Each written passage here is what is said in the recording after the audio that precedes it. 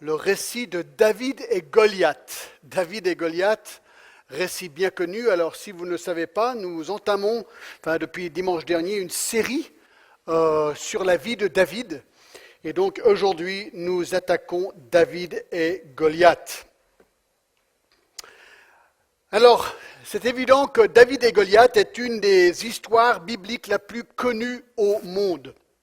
Quel enfant de l'école du dimanche ne connaît pas cette histoire? En fait, c'est intéressant, l'histoire de David et Goliath est devenue une métaphore pour décrire quelqu'un qui est perçu comme perdant l'avance, mais qui surmonte des défis inimaginables pour réussir. On dit qu'il est possible de surmonter des obstacles géants dans notre vie comme David. Aujourd'hui, nous arrivons donc à ce texte bien connu et je le fais avec beaucoup de plaisir parce que je ne me rappelle pas la dernière fois que je l'ai abordé. Alors la question que je me suis en premier posée, c'est pourquoi est-ce que ce récit est là? Pourquoi est-il dans la Bible? Alors c'est intéressant, si on commence dans Matthieu 1.1, Matthieu chapitre 1 et verset 1, il est dit ceci. C'est le début de l'histoire de Jésus-Christ. Il est dit « Généalogie de Jésus-Christ, fils de David, fils d'Abraham ». Il est intéressant de noter que la généalogie de Jésus-Christ est carrément basée sur la monarchie du roi David. Et comme nous le savons, la succession d'un roi est basée sur sa descendance sanguine. Alors on a vu dimanche dernier que le roi Saül était le premier roi d'Israël, mais que David n'était pas un descendant sanguin. Comment pouvait-il devenir roi et devenir la fondation même de la descendance sanguine du Messie? Eh bien, c'est le but du livre de 1 Samuel, de nous montrer tout simplement que David a été choisi par Dieu. Par Dieu. Et nous avons vu la semaine dernière la disqualification du roi Saül et ensuite la qualification du choix par Dieu de David, ce berger, le futur roi d'Israël, de qui un jour sortirait le Messie, très intéressant. Alors on a vu que la clé ou le cœur du récit de dimanche dernier était 1 Samuel 13, 14 où il dit « L'Éternel s'est choisi un homme selon son cœur ». 1 Samuel 13, 14. Donc, David avait un cœur bien disposé, un cœur selon Dieu, qui voulait dire que son cœur ne voulait rien d'autre de ce que Dieu désirait. Ses aspirations n'étaient nul autre que les inspirations de Dieu. Ce qui avait été l'erreur de Samuel. Lui, en choisissant ou en pensant, ayant repéré le futur roi, s'est basé sur des qualités physiques. Non, ce sont des qualités de cœur que Dieu cherchait. On a vu dans Actes 13, 22, où il est dit « J'ai trouvé David, fils d'Isaïe, homme selon mon cœur, qui accomplira toutes mes volontés. » Alors la question se pose, pourquoi le récit de David et Goliath? Moi je pense que le récit de David et Goliath est dans la Bible pour nous montrer ce que Dieu peut faire avec quelqu'un qui a un cœur selon Dieu. Ce récit n'est pas une promesse comme quoi Dieu donnera succès à toute personne qui a un cœur selon Dieu, mais montre les critères que Dieu cherche pour pouvoir utiliser quelqu'un comme il veut. Il nous montre comment Dieu peut intervenir, peut faire éclater sa gloire par quelqu'un qui ne veut rien d'autre mais que de plaire à Dieu. Et donc ce récit confirme le choix de David comme futur roi d'Israël. David avait vraiment un cœur selon Dieu et ce texte nous le montre. Donc, allons-y, d'accord? 1 Samuel 16 et 17 et nous allons voir quatre qualités dans la vie de David qui reflétaient le fait que son cœur était selon Dieu. D'accord? Et ce sont des qualités que nous pouvons examiner pour voir si nous avons ces mêmes qualités dans notre vie. Alors, très simple.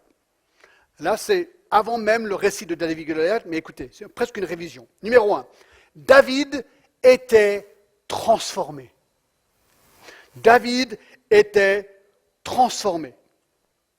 La Bible nous dit que David fut sélectionné par Dieu pour ce trait spécifique, celui d'avoir eu le cœur selon Dieu. Qu'est-ce que ça veut dire? Avoir le cœur selon Dieu. Bien, il suffit de tracer le mot dans la Bible, dans l'Ancien Testament, et on voit des choses intéressantes. D'accord? Tenez-vous bien, c'est intéressant. Genèse 6.5. Genèse 6.5 nous dit ceci. L'Éternel vit que la méchanceté des hommes était grande sur la terre et que toute leur pensée de leur cœur se portait chaque jour uniquement vers le mal. Nous apprenons que la Bible nous dit que le cœur de l'homme, né dans l'iniquité, se porte toujours vers le mal. Regardez votre propre cœur. Le cœur laissé à lui-même, c'est comme une boussole vers le mal. C'est ce que la Bible dit. Jérémie 17.9 nous dit que le cœur est corrompu. Alors c'est intéressant, dans Ézéchiel, il faut que je trouve Ézéchiel dans ma Bible maintenant. Alors, Ézéchiel, où es-tu Ézéchiel? Voilà, merci. Ézéchiel 18, verset 31, nous dit ceci. 18, 31, « Rejetez loin de vous toutes les transgressions par lesquelles vous avez péché, faites-vous un cœur nouveau et un esprit nouveau. Pourquoi mourriez-vous, maison d'Israël ?» Donc déjà l'Ancien Testament nous montre que le cœur est corrompu, mais que le cœur peut être renouvelé. Il peut être renouvelé. Jérémie 31, je vais très vite, d'accord? Jérémie 31, 33 nous dit ceci. « Mais voici l'alliance que je ferai avec la maison d'Israël. Après ces jours-là, dit l'Éternel, je mettrai ma loi au-dedans d'eux, j'écrirai dans leur cœur et je serai leur Dieu et ils seront mon peuple. » Et le verset 34b dit que je pardonnerai leur iniquité et je ne me souviendrai plus de leurs péchés. Donc c'est quoi un cœur selon Dieu? C'est une personne qui reconnaît que son cœur est mauvais, porté vers le mal. Il reconnaît qu'il a besoin d'avoir un nouveau cœur. Ici, le cœur est pardonné par Dieu. Et bien sûr, nous avons vu dans Acte 13, 22, la dernière fois, que ce cœur régénéré, transformé par Dieu, obéit à Dieu et accomplit sa volonté. Donc, David était un homme qui avait un cœur renouvelé, un cœur régénéré, si vous voulez, un cœur transformé. Et dans ce sens, c'était un homme qui avait le cœur selon Dieu. Et je pense que pour être utilisé par Dieu, mes amis, il faut commencer là. Nous devons avoir un cœur renouvelé. Et dans le Nouveau Testament, nous avons le Fils de Dieu, Jésus-Christ, qui nous donne une nouvelle naissance, un nouveau cœur.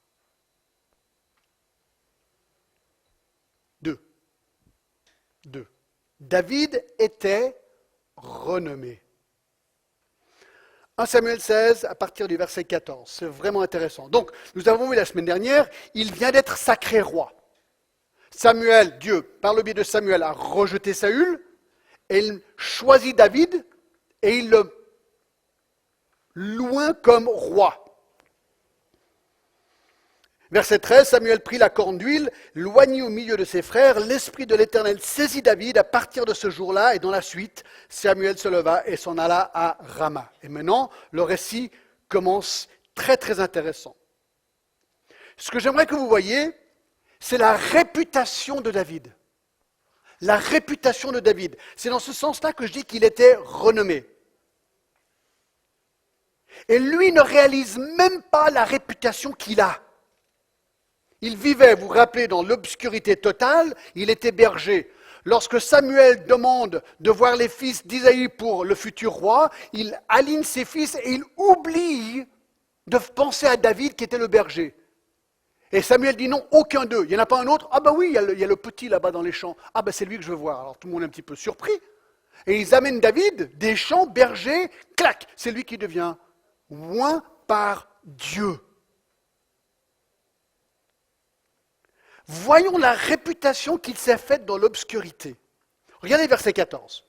L'esprit de l'Éternel se retira de Saül et fut agité par un mauvais esprit venant de l'Éternel. Alors on apprend, vous vous rappelez que Dieu rejette Saül comme roi, et ici que l'Esprit de l'Éternel se retire de lui, comme cela fut le cas pour Samson dans Juge 16-20. Et il fut agité par un mauvais esprit venant de l'Éternel. Nous savons très bien que Satan et les démons sont des êtres réels, mais ils sont sous le contrôle de Dieu, et que Dieu peut utiliser ces démons, même Satan, comme il le veut. Vous vous rappelez très bien que Job a été attaqué par Satan, mais sous la permission et le contrôle de Dieu uniquement. Jésus même, lui, dans Matthieu 4, a été tenté aussi par Satan. Donc, on voit que Dieu peut faire ce qu'il veut avec esprit et avec démon et avec Satan. Donc, le roi est tourmenté au verset 14 par Dieu. Alors, il y a un remède proposé, verset 15. Les serviteurs de Saül lui dirent, « Voici un mauvais esprit de Dieu t'agite. » Que notre Seigneur parle. Tes serviteurs sont devant toi. Ils cherchent un homme qui sache jouer de la harpe, et quand le mauvais esprit de Dieu sera sur toi, il jouera de sa main, et tu seras soulagé. Saül répondit à ses serviteurs, trouvez-moi donc un homme qui joue bien, et amenez-le-moi. Alors voilà, donc il est troublé. Ces gens ne savent pas que ça vient du Seigneur. Ils voient tout simplement un roi agité, troublé, frustré, angoissé.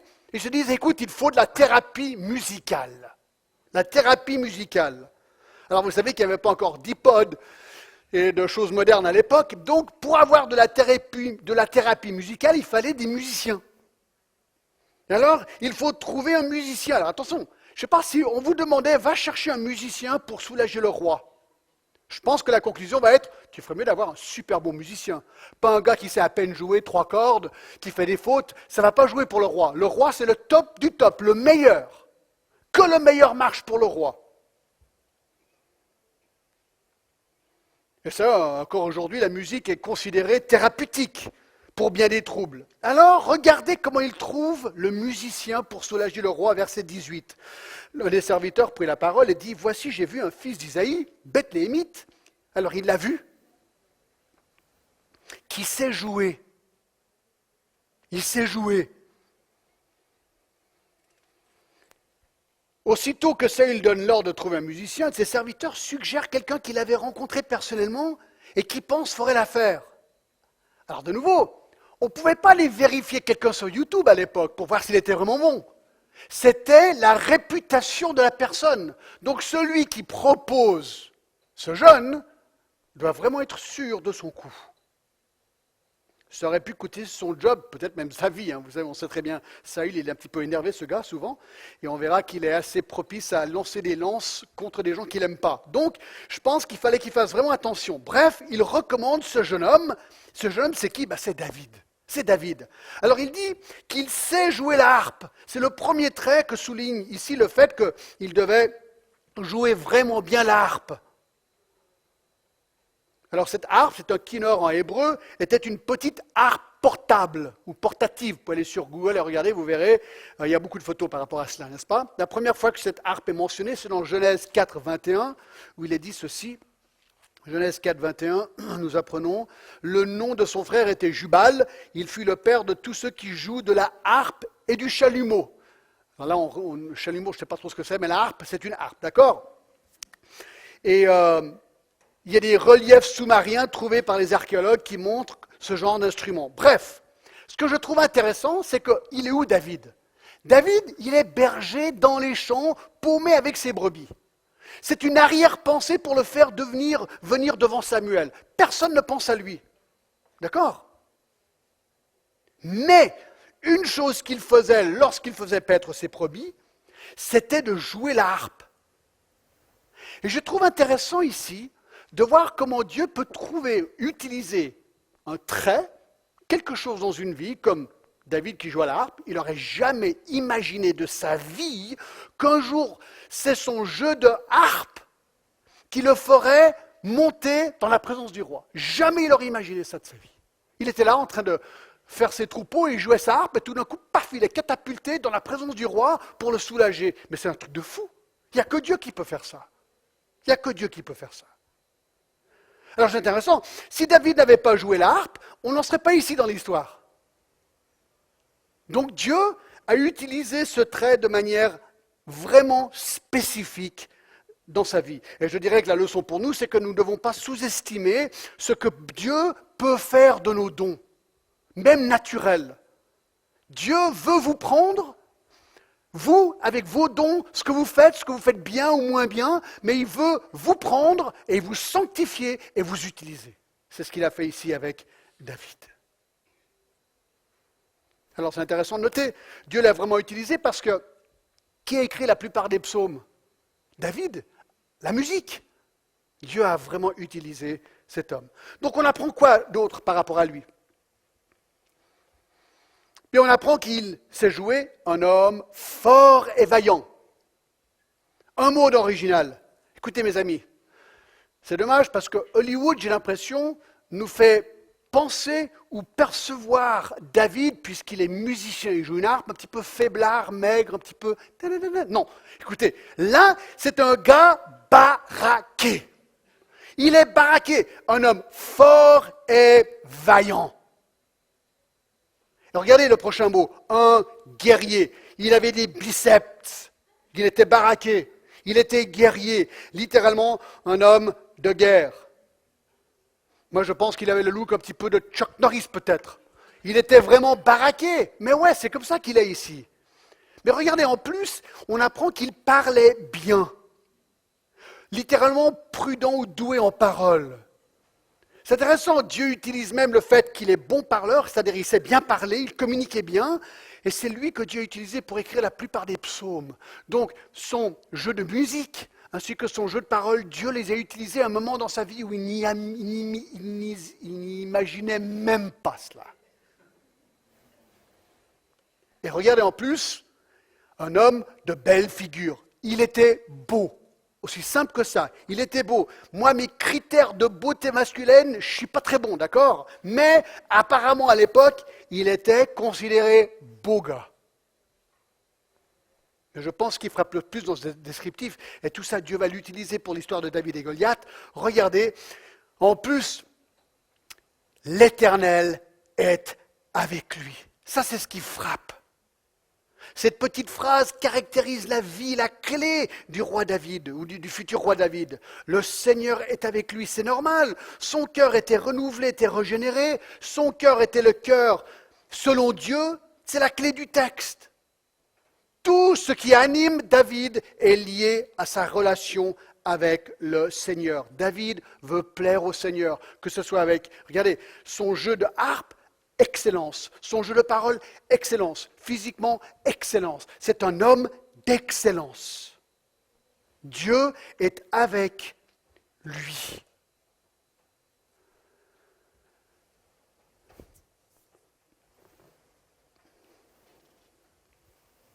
Et tout ça, c'est la réputation qu'il avait lorsqu'il était berger, paumé quelque part dans un champ. Moi, je trouve ça trop génial. Trop génial. Alors il est honoré. Verset 21.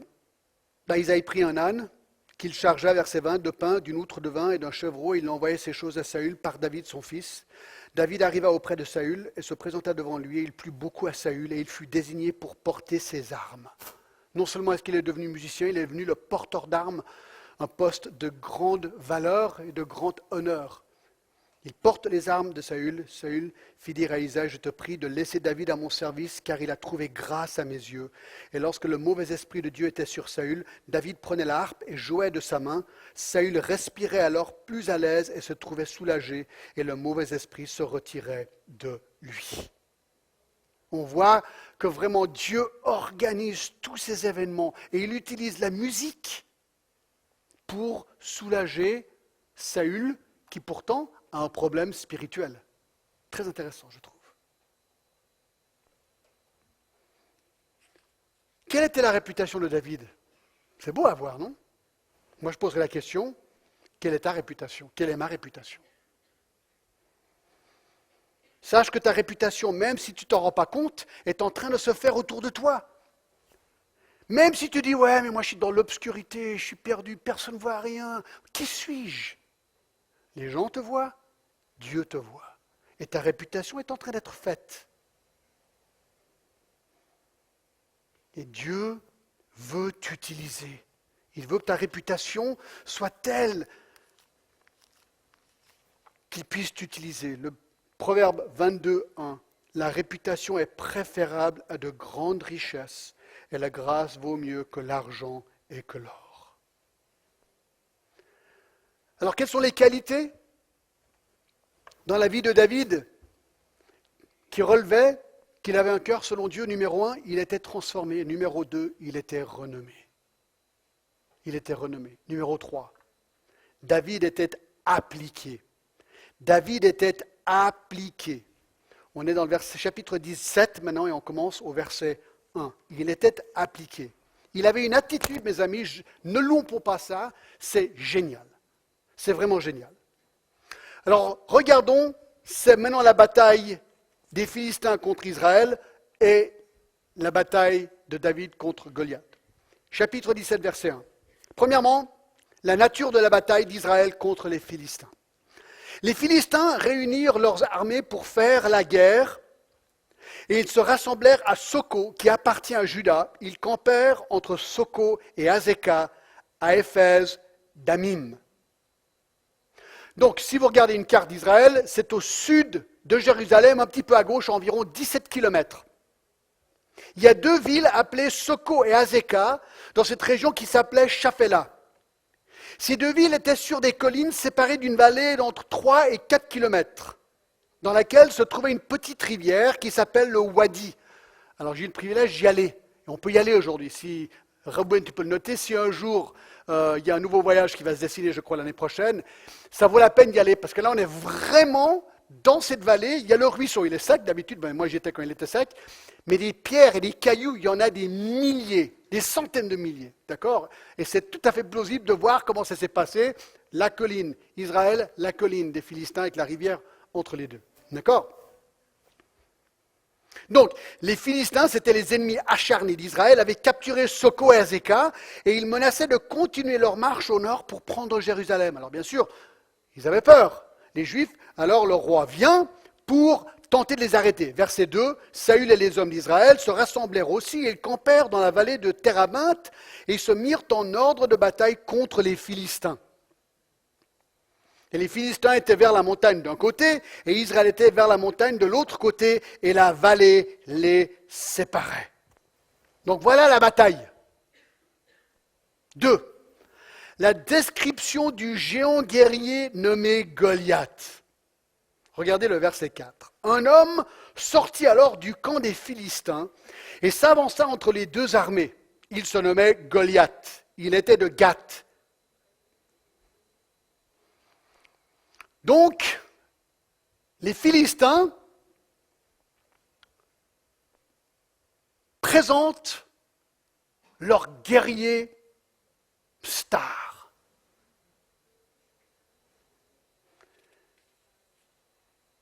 C'est ce qu'on appelle une guerre représentative. Au lieu que les deux armées se battent, envoyons un soldat, qu'un autre soldat vienne, ils se battent et le gagnant gagne.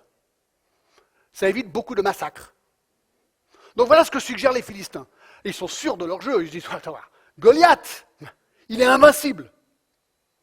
Alors qu'est-ce qu'on apprend de lui? Écoutez, c'est intéressant, les versets 4 à 7 sont la plus grande description détaillée d'un soldat dans l'Ancien Testament. C'est important. Le texte veut vraiment qu'on comprenne le détail de ce soldat. Numéro 1. Sa taille. Sa taille, verset 4. Goliath était de Gath. Il avait une taille de 6 coudées et 1 empan. 6 coudées et 1 empan. Alors c'est quoi une coudée? Une coudée, c'est la distance entre le coude et le doigt. 6 coudées et 1 empan, c'est environ 45 cm. Ceci fait de Goliath un homme qui mesurait, tenez-vous bien, 2 mètres 97. 2 mètres 97. Des fouilles archéologiques montrent que la taille moyenne d'un homme à l'époque était de 1 mètre 67. Moi, je mesure environ 1 mètre 80, je crois. J.N. Ford conclut qu'une telle taille vient d'un dysfonctionnement de la glande pituitaire. Donc, ce n'est pas normal d'être aussi grand. Nous avons aussi un récit des années 1600 d'un certain John Middleton qui mesurait apparemment 2,81 m. Mais Goliath était plus grand. Lui, il faisait 2,97 m. Alors c'est vrai que cette semaine, je me suis posé la question, mais c'est grand. C'est comment grand exactement, 2,97 m? C'est quelle taille? Alors j'aimerais vous le montrer. Regardez.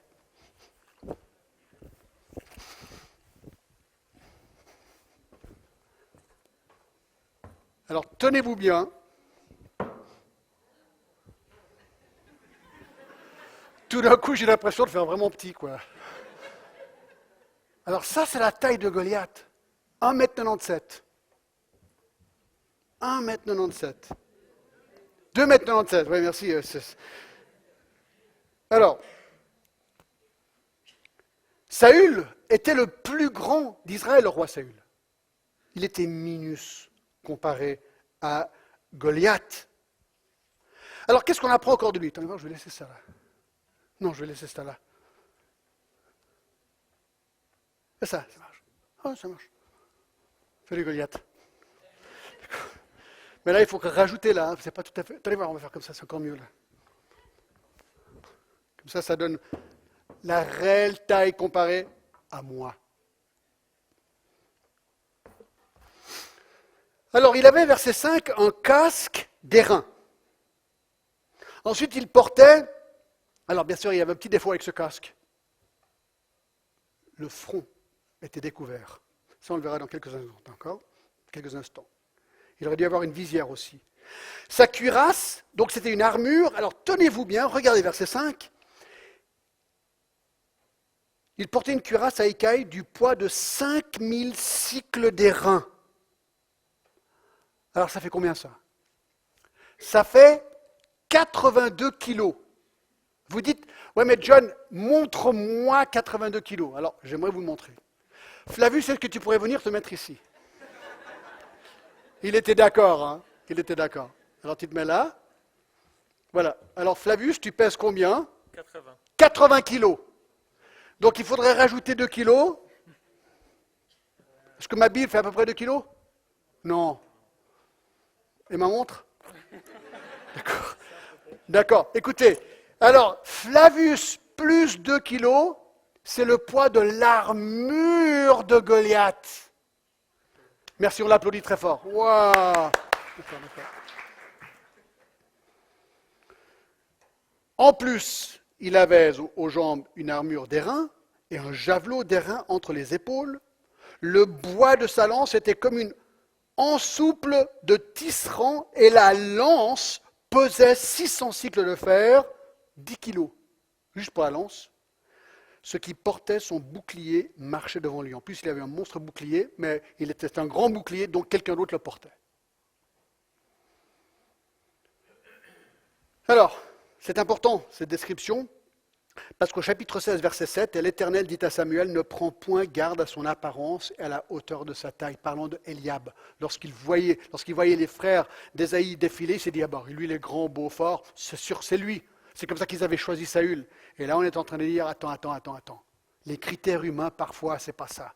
Et Goliath, il était grand, beau, peut-être, j'en sais rien, fort, baraqué, grand. Mais c'est pas ça qui l'a sauvé.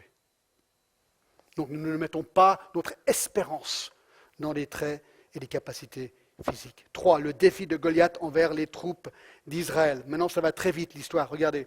On est au verset 8. Les Philistins s'arrêta. Le Philistin s'arrêta et s'adressant aux troupes Israël rangées en bataille, il leur cria, pourquoi sortez-vous pour vous ranger en bataille? Ne suis-je pas le Philistin? Et n'êtes-vous pas des esclaves de Saül? Choisissez un homme qui descende contre moi. S'il peut me battre et qu'il me tue, nous ne serons assujettis. Mais si je l'emporte sur lui et que je le tue, eh bien, vous nous serez assujettis et vous nous servirez. Il lance ce défi, ce combat représentatif. Verset 10. Le Philistin dit encore, je jette en ce jour un défi à l'armée d'Israël, donnez-moi un homme et nous nous battrons ensemble. Alors bien sûr, maintenant il y a la peur qui s'empare du camp d'Israël, verset 11. Saül, lui le premier qui a peur, et tout Israël entend dire ces paroles du Philistin et ils furent effrayés et saisis d'une grande crainte. Alors, Quelque part, on pourrait dire c'est normal que Saül a peur. Pourquoi? Mais parce qu'on apprend, voyez-vous, au verset 14 du chapitre 16, que l'Esprit avait quitté Saül.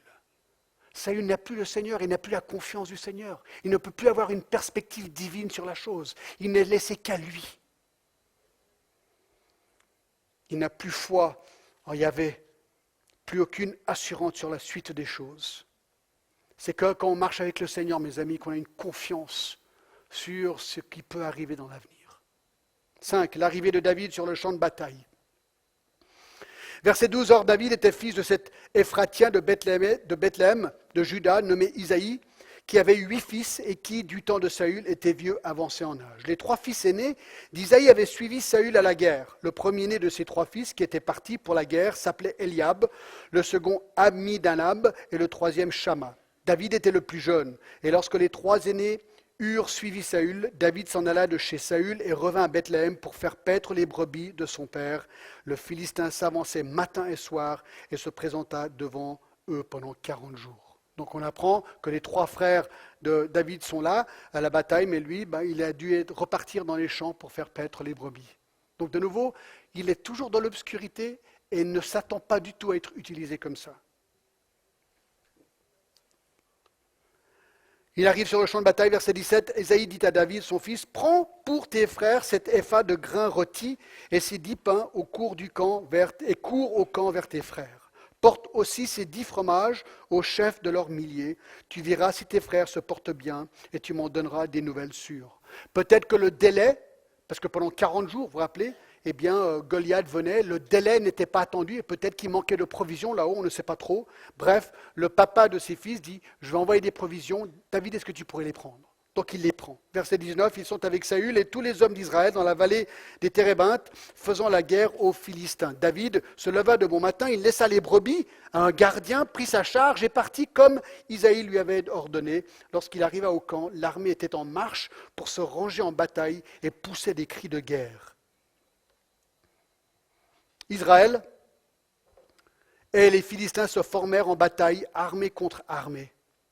David remit les objets qu'il portait entre les mains des gardiens de bagages et courut vers les rangs de l'armée. Aussitôt arrivé, il demandait à ses frères comment ils se portaient. Donc David fait exactement ce que lui a demandé de faire son père. Un nouveau défi par Goliath, verset 23. Tandis qu'il parlait avec eux, voici le Philistin de Gath, nommé Goliath, s'avança entre les 2 armées, hors des rangs des Philistins, et tint le même discours que précédemment, et David les entendit. Alors c'est intéressant. David arrive, juste au moment où les 2 armées sont face à face, Goliath sort, et de nouveau, il insulte Israël et le Dieu d'Israël, et c'est peut-être la première fois que David entend le Seigneur être maudit de sa vie. Peut-être qu'il n'avait jamais entendu quelqu'un parler mal et négativement de Dieu. On ne le sait pas. Mais il est choqué. Il est choqué. Tout le monde avait peur, verset 24, à la vue de cet homme. Tous ceux d'Israël s'enfuirent devant lui et furent saisis d'une grande crainte. Il faisait vraiment peur, cet homme. Alors il y a une récompense. Maintenant, tellement on a peur, même Saül a peur, il donne des récompenses. Chacun disait, avez-vous vu s'avancer cet homme, c'est pour jeter à Israël un défi qui s'est avancé. Si quelqu'un le tue, le roi le comblera de richesses, ça lui donnera sa fille, et il affranchira la maison de son père en Israël. Et c'est là maintenant, mes amis, qu'on apprend et qu'on voit les vraies couleurs de David. Vous vous rappelez, je vous ai dit que David, 3e point, était appliqué. Et ce fait qu'il était appliqué révèle qu'il avait un cœur selon Dieu. Regardez, c'est vraiment intéressant. Nous sommes au verset 26. David dit aux hommes qui se trouvaient près de lui, « Que fera-t-on à celui qui tuera ce Philistin et qui ôtera l'opprobre de dessus Israël ?» Il voyait un opprobre sur Israël. Qui est donc ce Philistin, cet incirconcis, pour insulter l'armée du Dieu vivant? David dit, mais t'as voir, ce Philistin est en train d'insulter Dieu. C'est son peuple. Dieu est en train de dire en somme, mais le fait que nous avons un Dieu vivant ne devrait-il pas faire la différence dans notre perspective sur la situation? Mais attendez voir, ce monstre est en train de se moquer de Dieu. Pour qui se prend-il? Comment peut-il insulter Dieu comme ceci? Et de nouveau, ce qu'on voit ici, c'est que David est animé par son zèle et par son amour pour Dieu. C'est ça vraiment qui l'anime. Alors bien sûr, ses frères le lisent complètement autrement, verset 28. Eliab, son frère aîné, qu'il avait entendu parler à ses hommes, fut enflammé de colère contre David. Et il dit, pourquoi as-tu descendu et à qui as-tu laissé ce peu de brebis dans le désert? C'est le frère qui se moque de lui, mais à qui tu as laissé ces quelques brebis dans le désert? Pourquoi tu es venu ici? Je connais ton orgueil et la malice de ton cœur. C'est pour voir la bataille que tu es descendu. Ah, tu voulais juste voir la bataille. Non, il obéit à un ordre de son père. David répondit, qu'ai-je donc fait? Ne puis-je pas parler ainsi? Il se détourna de lui pour s'adresser à un autre et il fit les mêmes questions. Le peuple lui répondit comme la première fois. Donc son frère aussi ne comprend pas sa réaction. Maintenant, regardez cette confiance de David dans l'Éternel au verset 31. Regardez, lorsqu'il a entendu les paroles prononcées par David, et on les répéta devant Saül, il le fit chercher. David dit à Saül, que personne ne se décourage à cause de ce Philistin, ton serviteur ira se battre avec lui. Alors David arrive, dit, ne vous en faites pas. Ne vous en faites pas. J'irai me battre contre lui. Alors Saül dit en somme, mais t'es complètement cinglé, quoi. C'est ce qu'il dit au verset 33. Saül dit à David, tu ne peux pas aller te battre avec ce Philistin, car tu es un enfant, donc il était jeune. Il est un homme de guerre dès sa jeunesse. Alors regardez comment répond David, c'est trop beau. David dit à Saül, ton serviteur faisait paître les brebis de son père, et quand un lion ou un ours venait en enlever une du troupeau, je courais après lui et je le frappais et j'arrachais la brebis de sa gueule. S'il se dressait contre moi, je le saisissais par la gorge, je le frappais et je le tuais. Et c'est ainsi que ton serviteur a terrassé le lion et l'ours, et il en sera du Philistin, de cet incirconcis, comme de l'un d'eux, car il a insulté l'armée du Dieu vivant. Verset 37, David dit encore, l'Éternel qui m'a délivré de la griffe du lion et de la patte de l'ours me délivrera aussi de la main de ce Philistin. Voyez-vous, lorsque Saül lui dit, mais t'es fou, David se réfère à quelque chose dans son passé dans l'obscurité. Il lui dit, Saül, écoute, quand je faisais paître les brebis, des lions et des ours venaient. Si ça avait été moi le berger, honnêtement, il y a un lion qui arrive. Vous savez ce que je fais, moi? Tac, je me taille. Ça, c'est sûr et certain. Moi, je pars en courant. Un ours, probablement aussi. Il n'y avait pas de fusil à l'époque. Lui, qu'est-ce qu'il a fait? Voyez-vous comme il était appliqué? Lui, il a mis sa propre vie en danger pour protéger les brebis de son père. Moi, je dis chapeau David. Voilà ce que je dis. Il a risqué sa vie. Pourquoi? 17:37. Moi, je crois qu'il réalise que c'est Dieu qui lui a donné cette capacité, ce courage. Il dit, l'Éternel qui m'a délivré de la griffe du lion et de la patte de l'ours me délivrera aussi de la main de ce Philistin. David reconnaît que c'est Dieu qui lui a donné le courage et la capacité de défendre les brebis contre lion et ours. Et il dit, Dieu fera la même chose avec ce Philistin. Moi, je vois ici un homme intègre, un homme zélé, un homme fidèle, un travailleur top niveau, et ça dans l'obscurité. Voyez-vous, notre courage pour faire face à l'avenir est basé sur le passé. Il a dit, j'ai réussi avec lion et l'ours, est-ce que Goliath est pire qu'un ours ou un lion? Si le Seigneur est là, si le Seigneur veut cette victoire, il va m'aider. Voyez-vous, lorsque David était seul et dans l'obscurité, lorsque personne ne le voyait sauf Dieu, il décida d'être intègre dans ses voies et fidèle à Dieu. Son comportement dans l'obscurité révèle un homme qui avait un comportement en public comme il était en privé, doté d'excellence et d'ardeur. Ça m'a fait penser à Matthieu 25, 21, juste un petit parallèle. Son maître lui dit, c'est bien, bon et fidèle serviteur, tu as été fidèle en peu de choses, je te confierai beaucoup, entre dans la joie de ton maître. C'est la parabole des talents. Simplement que Dieu honore celui qui est fidèle en peu de choses. Donc, lorsque je vis ma vie, je suis fidèle à Dieu dans ces petites choses, quand Dieu voudra, il peut m'utiliser pour les plus grandes choses s'il le veut.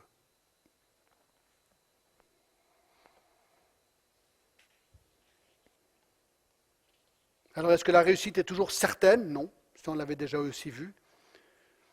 Je trouve intéressant dans Daniel 3, lorsque les trois amis de Daniel, Shadrach, Mishak et Abednego, parlent à Nebuchadnezzar, dans 3, versets 17 et 18, « Voici notre Dieu que nous servons peut nous délivrer de la fournaise ardente, et il nous délivrera de ta main au roi. Sinon, sache au roi que nous ne servirons pas tes dieux et que nous n'adorerons pas la statue d'or que tu as élevée. » Ils disent, écoute, moi je sais que Dieu peut me délivrer si Dieu le veut. Mais il n'est pas obligé de le faire. Mais moi j'y vais dans la confiance que la volonté de Dieu va primer dans ma vie. Et voilà comment les trois amis de Daniel ont avancé vers la fournaise ardente. Dieu les a délivrés. Et voici de la même attitude avec laquelle David va avancer maintenant vis-à-vis de Goliath. Alors maintenant on arrive au cœur de l'histoire. David était transformé, renommé, appliqué, et maintenant David est consacré. Très intéressant, presque rigolo ici, verset 38 du chapitre 17. Alors, 37 en premier, Saül dit à David, alors vas-y, que l'Éternel soit avec toi. Saül fit mettre ses vêtements à David, plaça sur sa tête un casque d'airain et le revêtit d'une cuirasse. David ceignit l'épée de Saül par-dessus ses habits et voulut marcher car il n'avait pas encore essayé. Mais il dit à Saül, je ne puis pas marcher avec cette armure, je ne suis pas accoutumé, et il s'en débarrassa. Alors Saül lui dit, écoute, tu es obligé de mettre une armure, tu vas te battre contre lui avec une armure. Il essaye, il est écrasé, il dit, on vire tout ça. J'y vais sans armure. Verset 40, il prit en main son bâton.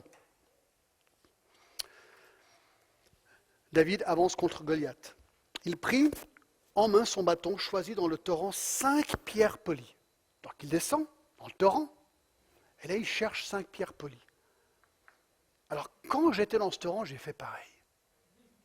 Je vous les montre. J'ai choisi 5 pierres du torrent de David et Goliath, là, d'accord? 1, 2, 3, 4, 5. Alors, est-ce que c'était de cette taille? J'en sais rien, d'accord? Moi, j'ai pensé que oui. Celle-là, c'est la plus polie de toutes. Alors, vous pouvez venir les voir tout à l'heure, mais si vous la prenez, attention, Goliath vient après vous, d'accord? D'accord. Donc, il choisit 5 pierres polies dans le torrent et les mit dans sa gibecière de berger et dans sa poche. Puis, sa fronde à la main, il s'avança contre le Philistin. C'était quoi une fronde? Ah, ben j'en ai une aussi. Ça, je l'ai acheté là-bas aussi. Alors, je ne peux pas vous dire que c'est la fronde de David, d'accord? Voilà, la fronde comme ça, d'accord? C'est une fronde, 2 bouts de cuir avec la pochette. Allez, on l'essaye, d'accord?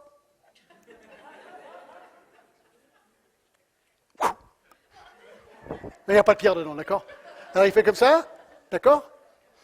Alors, il n'y a pas de pierre dedans, vraiment, n'ayez pas peur. Oui, il y en a 5 là, d'accord? Alors, je vise qui là? Ah d'accord, j'ai vu Sam, à toi. Tac!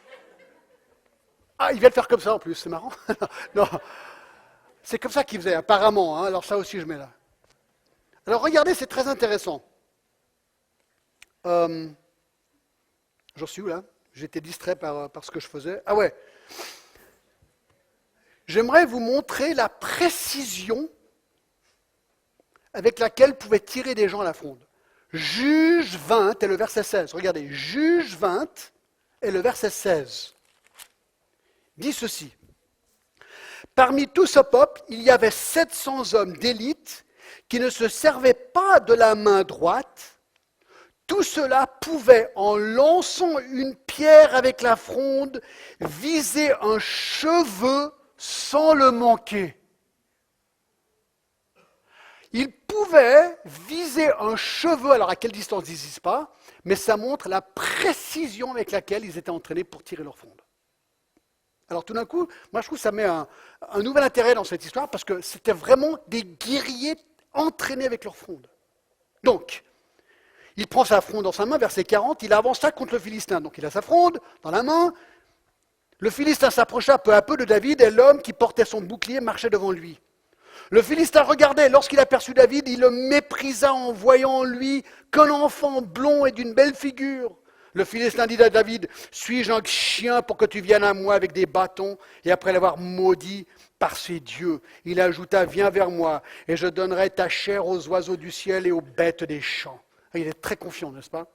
David dit aux Philistins, tu marches contre moi avec l'épée, la lance et le javelot, et moi, regardez l'attitude de David, je marche contre toi au nom de l'Éternel des armées, du Dieu de l'armée d'Israël que tu as insulté. Toute la vie de David est animée par Dieu. Aujourd'hui, l'Éternel te livrera entre mes mains. Et je t'abattrai et je te couperai la tête. Aujourd'hui, je donnerai ton cadavre des champs des Philistins aux oiseaux du ciel et aux animaux de la terre. Et toute la terre saura qu'Israël a un Dieu. Regardez, c'est intéressant. David se dit, aujourd'hui est une bataille capitale qui va retentir dans le monde entier dans l'histoire. C'est ce qu'il dit ici. Et toute la terre saura qu'Israël a un Dieu. C'est intéressant que l'histoire de David et Goliath, c'est une des plus connues dans toute la Bible.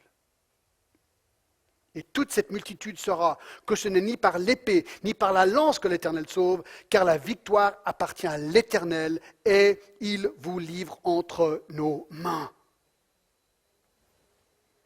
C'est intéressant. Cette histoire, c'est presque une histoire de la propagation de l'évangile dans le monde entier. Cette histoire devient une plateforme pour que le Dieu d'Israël soit annoncé dans le monde entier. Alors aussitôt, verset 48, le Philistin se mit en mouvement. Là on est David tue Goliath, c'est le point 3. Il se met en mouvement pour marcher au-devant de David. David courut sur le champ de bataille à la rencontre du Philistin et il mit la main dans sa gibecière. Et il prit une pierre et l'en lança avec sa fronde, et il frappa le Philistin au front, et la pierre s'enfonça dans le front du Philistin, qui tomba le visage contre terre. Donc, jou, tac, la pierre là, elle s'enfonce dans le front. Hein? Alors, au lieu que la terre le pousse en arrière, apparemment il reste debout un petit moment, et ensuite, il tomba le visage contre terre. Enfin, l'impression que j'ai. Hein. D'accord? Il tombe, visage contre terre. Verset 50. Aussi avec une fronde et une pierre, David fut plus fort que le Philistin. Il le terrassa et lui ôta la vie sans avoir d'épée à la main. Alors c'est intéressant, cette histoire, elle est racontée à l'école du dimanche, mais je parie que le verset 51 n'est pas trop mentionné. Il courut, s'arrêta près du Philistin, se saisit de son épée qu'il tira du fourreau, le tua, donc il n'était pas encore mort, et lui coupa la tête. Ça, on ne le montre pas trop à l'école du dimanche. Il lui coupe la tête. Les Philistins, voyant leur héros était mort, prirent la fuite. Les Philistins vaincus par Israël, les hommes d'Israël et de Juda poussèrent des cris et allèrent à la poursuite des Philistins jusqu'à dans la vallée et jusqu'aux portes d'Écron. Les Philistins blessés à mort tombèrent dans le chemin de Charim jusqu'à Gath et jusqu'à Écron. Et les enfants d'Israël revinrent de la poursuite des Philistins et pillèrent leur camp. David prit la tête du Philistin et la porta à Jérusalem et il mit dans sa tente les armes du Philistin. Lorsque Saül avait vu David marcher à la rencontre des Philistins, il dit à Abner, chef de l'armée, « De qui ce jeune homme est-il fils, Abner ?» Alors la question se pose, mais pourquoi est-ce qu'ils ne l'ont pas reconnu? Est-ce qu'il n'avait pas reconnu? Certains disent peut-être qu'il avait déjà poussé une barbe, peut-être qu'il avait un certain âge avant qu'il l'avait en premier rencontré, on ne sait pas trop. Abner répondit, « Aussi vrai que ton âme est vivante, ô roi, je l'ignore. Informe-toi donc de ce que ce jeune homme est fils, dit le roi. » Et quand David fut de retour après avoir tué le Philistin, Abner le prit, le mena devant Saül. David avait à la main la tête du Philistin. Saül lui dit, de qui es-tu fils, jeune homme? Et David répondit, je suis fils de ton serviteur Isaïe, Bethléemite. Et voilà, mes amis, l'histoire de David et Goliath. Qu'est-ce qu'on apprend dans cette histoire? Moi, j'ai résumé en 4 points. Moi, je pense que cette histoire met en valeur les qualités de la vie de David qui avait un cœur selon Dieu. C'est quoi avoir un cœur selon Dieu? 4 choses. Numéro 1, c'est d'avoir un cœur transformé. Et moi, je te pose la question aujourd'hui, est-ce que ton cœur est transformé? Est-ce que Jésus-Christ a transformé ton cœur? Est-ce que vraiment tu es pardonné? Est-ce que ton cœur appartient à l'Éternel? Est-ce que ta vie lui appartient? Christ a racheté ta vie avec son sang. Il veut ta vie. Elle lui appartient. Est-ce que tu lui as donné? 2, il était renommé. Intéressant. Ce cœur régénéré en tant que jeune homme avait déjà eu son effet. Et lorsqu'on cherchait quelqu'un, c'est David. Tous les critères de sa vie, lui, berger perdu, un homme renommé, pas simplement pour ses traits naturels, mais parce que l'Éternel était avec lui. Est-ce que les gens savent cela de toi? Est-ce que tu es connu comme quelqu'un avec qui l'Éternel est? 3, il était appliqué. Il était appliqué. Dans l'ombre de son job avec ses brebis, il a tué l'ours, il a tué le lion. Il a mis sa vie en danger. Pourquoi? Parce qu'il voulait bien faire son travail. Jusqu'au bout. Il avait la confiance du Seigneur. Est-ce que nous, on est appliqués comme ça? Est-ce qu'on est vraiment appliqués comme ça dans notre travail? Et 4, il était consacré. Tout ce qu'il a fait, c'était au nom de l'Éternel. Ce n'était pas pour une gloire personnelle. Il n'a pas tué le Philistin pour lui, pour avoir une promotion. Il l'a fait parce qu'il voulait honorer Dieu. Tout ce que nous devons faire, c'est pour l'honneur et la gloire de Dieu. Inclinons-nous et prions. Seigneur, merci pour ce récit de David et Goliath. C'est vrai, nous découvrons un homme, David, qui était profondément imprégné de Dieu. Seigneur, pardonne-nous parce que ce n'est pas toujours notre cas. On se fait tellement influencer par le monde, par les valeurs de ce monde, Seigneur.